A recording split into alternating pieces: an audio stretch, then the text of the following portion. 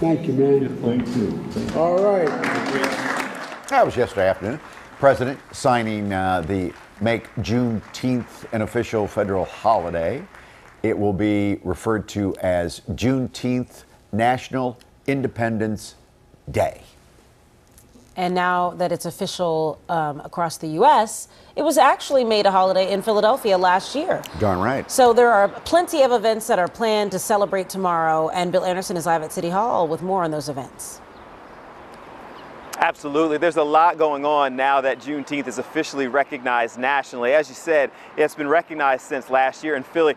Before I explain to you everything that's going on, I wanted you to take a look at the flag. Unfortunately, it's not blowing, so you can't really see it fully. But I wanted to clear some things up because we've gotten some questions on Twitter and what have you from folks who are used to seeing the green, black, and red, the Black Liberation flag.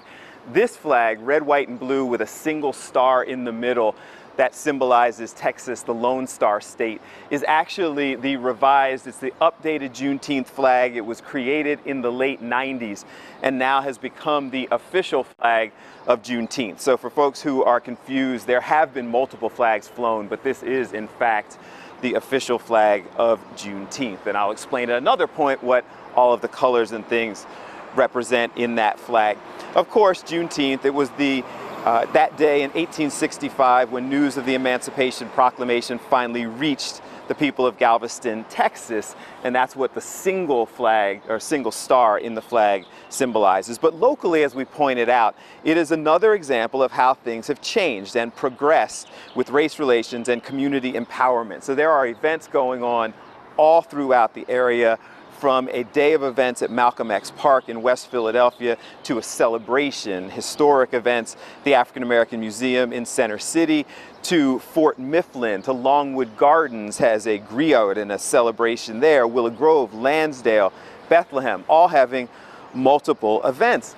Now, guys, it's been a long time coming, and so elected officials and activists we've spoken to over time, they recognize the importance of Juneteenth, the recognition of it, and the action of it.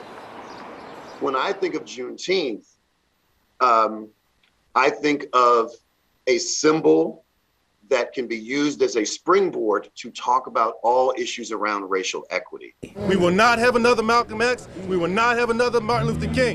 But together we will lead. Together we will show the way. Together we will bring resources back to our community. This is more than a march, it's a movement. People trying to make a difference as we recognize this day. Mike and Alex, I'm sorry if I was a little wordy. I was just trying to explain the flag because there's a lot of people who have questions about it. But yes, that is a revised flag. That is the official Juneteenth flag. Bill, I was going to try to help you out by putting it on the screen, you know, the actual flag, because you can't see it because it's not unfurling. This is the unofficial way to show it, but at least we have a way to show it there. Yeah. Our equipment there in the control room's on the fritz. Is that a term? That's a term, isn't it? It's on the fritz. Yeah. So my dad's nickname was Fritz. Oh, really? Yeah, his name was Francis Eugene Jarek, and people called him F.E. And somehow that went into Fritz. Yeah, story time with Mike.